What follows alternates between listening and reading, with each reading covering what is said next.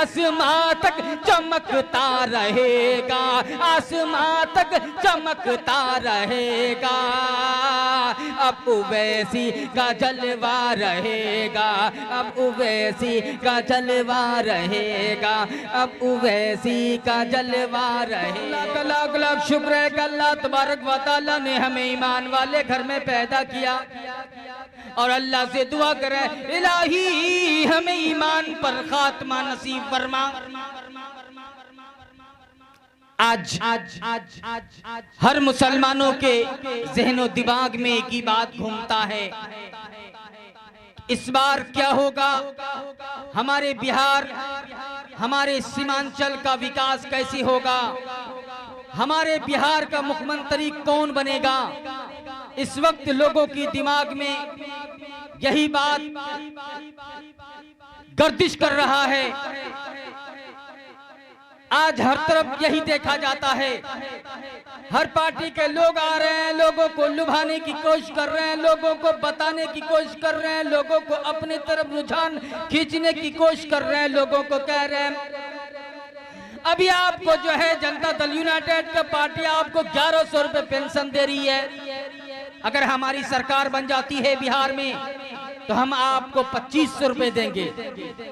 वही कोई पार्टी आके कहता है अगर हमारी सरकार बनती है बिहार में तो हम आपको 2000 रुपए की पेंशन राशि देंगे। किसानों को जो है लोन मुहैया कराएंगे, किसानों को सब्सिडी देंगे, बेरोजगार युवाओं को नौकरी देंगे। यही कहना चाहता हूं। अभी तो एक से एक पार्टी आपके नजदीक आ रहे हैं और आपको आश्वासन देने की कोशिश कर रहे हैं अगर हमारी सरकार बनती है तो हम आपके लिए पुख्ता मकान बना देंगे, आपके बच्चों के लिए अच्छा स्वास्थ्य केंद्र बना देंगे, आपके लिए जो बच्चों की पढ़ाई के लिए अच्छा शिक्षा केंद्र बना देंगे, अच्छा स्कूल बना देंगे।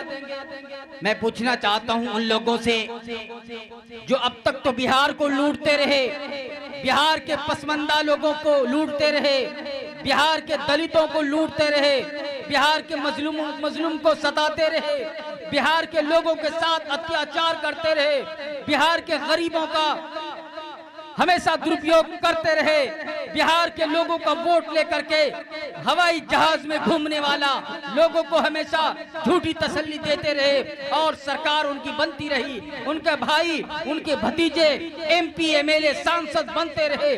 बताइए बिहार वाले को क्या मिला, गरीब परिवार को क्या मिला, दलित समाज को क्या मिला, पिछड़े समाज को क्या मिला, दबे कुचले समाज को क्या मिला। क्या उनका बच्चा डॉक्टर बना, क्या उनका बच्चा शिक्षक बना, क्या उनका बच्चा जो पुलिस में बहाली हुआ? नहीं, जो जहां का था वही भी अभी भी उसी हाल में जी रहा है। गरीबों के लिए कोई नहीं करता, गरीबों के लिए कोई आवाज नहीं उठाता, गरीबों के लिए कोई आगे बढ़ के नहीं आता। जवाब आज गरीबों के साथ अत्याचार होता है, गरीबों को परेशान किया जाता है, गरीबों को मारा जाता है, गरीबों को जो है आज हर तरफ से जलील किया जाता है। उस वक्त कोई आगे बढ़ के नहीं आता, मैं तुम्हारा नेता हूँ, मैं तुम्हारा विधायक हूँ, मैं तुम्हारा मंत्री हूँ, मैं तुम्हारा सांसद हूँ, मैं तुम्हारा मुखिया हूँ। उस वक्त कोई आगे बढ़ के नहीं आता। फिर राजनीति की रोटी सीखने के लिए हमेशा आगे बढ़ चढ़ के आता है।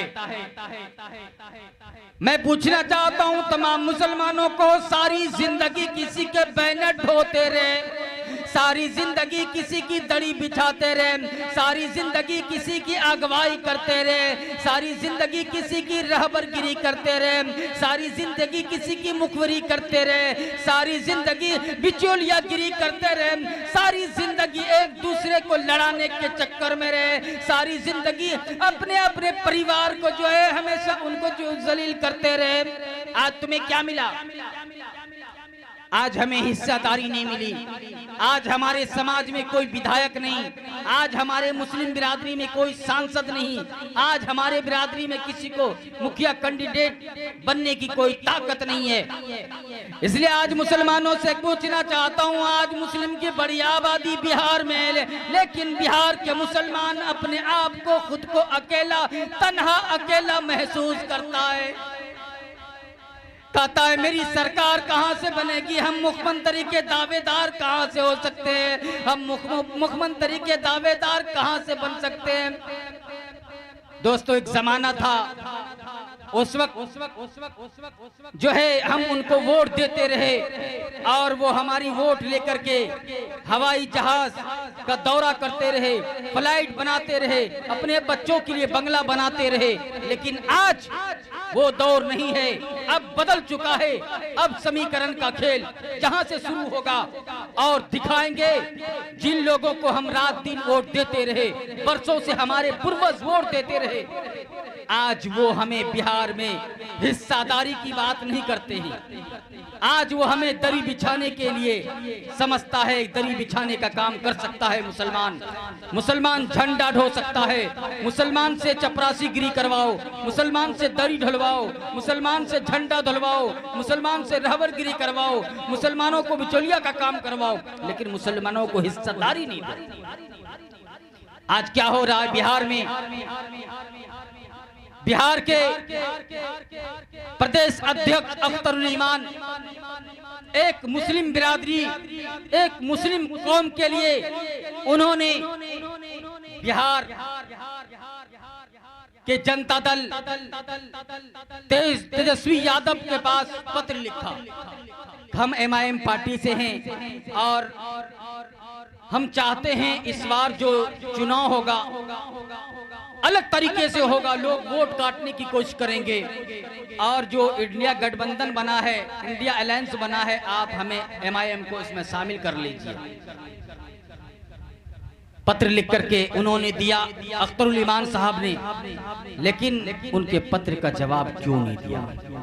इसलिए नहीं दिया कि अगर अख्तरुल ईमान के पत्र का हम जवाब देते हैं, अगर हम MIM को बिहार में शामिल करते हैं अपनी इंडिया अलायंस में, अगर उनको अपने दल में हम लेते हैं, कल आने वाला वक्त में MIM का कम से कम 20 विधायक बन जाएगा।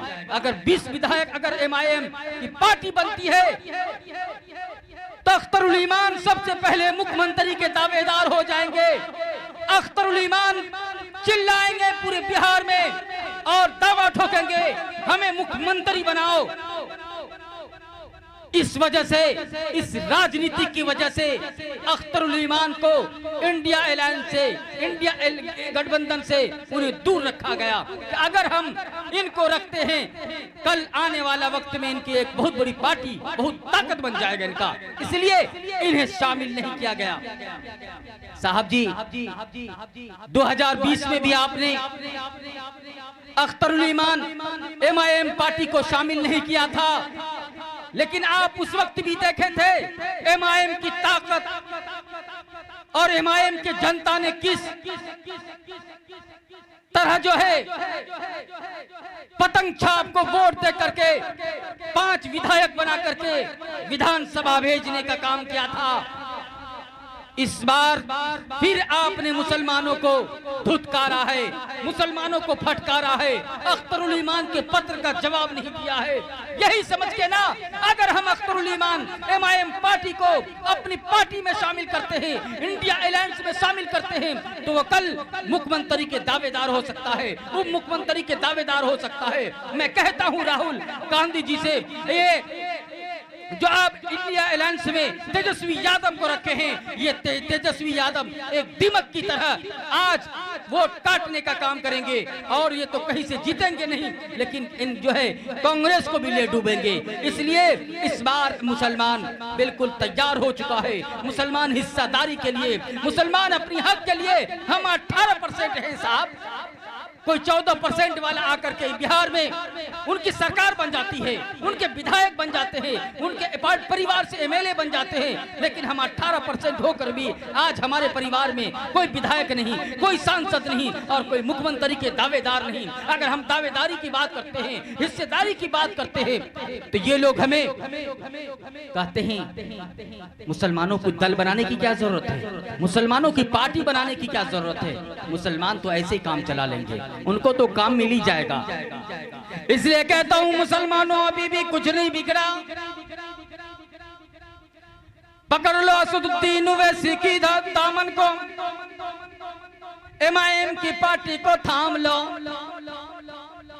उस बार आपने 5 विधायक भेजने का काम, बनाने का काम किया था, और इस बार कम से कम 20 विधायक बनेगा इंशाअल्लाह। अगर 20 विधायक बनता है एमआईएम पार्टी का, तो कल सबसे पहले फहरिस्त में, सबसे पहले लाइन में हकीकत में अख्तरुल ईमान होगा। एमआईएम के पार्टी मुख्यमंत्री के दावेदार होंगे, एमआईएम पार्टी के लोग डिप्टी सीएम के उम्मीदवार होंगे। आने वाला वक्त ही बताएगा। ये खामोशी अब तुझे जीने नहीं देगी। अगर जीना है तो कोहराम बचा दो कि एमआईएम का झंडा पकड़ लो, एमआईएम का जो है दामन पकड़ लो और कहो यही मेरी असल पार्टी है। इतने दिन तो हम आपको वोट देते रहे साहब, अब आप बैठ जाइए। आपके परिवार में खुद तो अब फूट पड़ चुका है। तेज प्रताप अलग अपनी पार्टी बना चुके हैं, तेज प्रताप अलग जो है अपना दौरा कर रहे हैं, अपना संगठन बना रहे हैं। और इस बार तेजस्वी यादव को जो तेजस्वी गंदी राजनीतिक गंदी सोच लेकर के ये सोच रहा है हम इंडिया अलायंस में अगर अख्तरुल ईमान को दाखिल करेंगे, तो जान रहा है कि लालू का नामो निशान आने वाला वक्त में मिटा देगा ये एमआईएम पार्टी। क्योंकि एमआईएम पार्टी जो है अपनी ताकत की वजह से 5 सीट लाया था, और इस बार इंशाअल्लाह लोग जग चुके हैं, लोग जान रहे हैं सबसे पढ़ा लिखा नेता जनता दल का है या एमआईएम का पार्टी का है।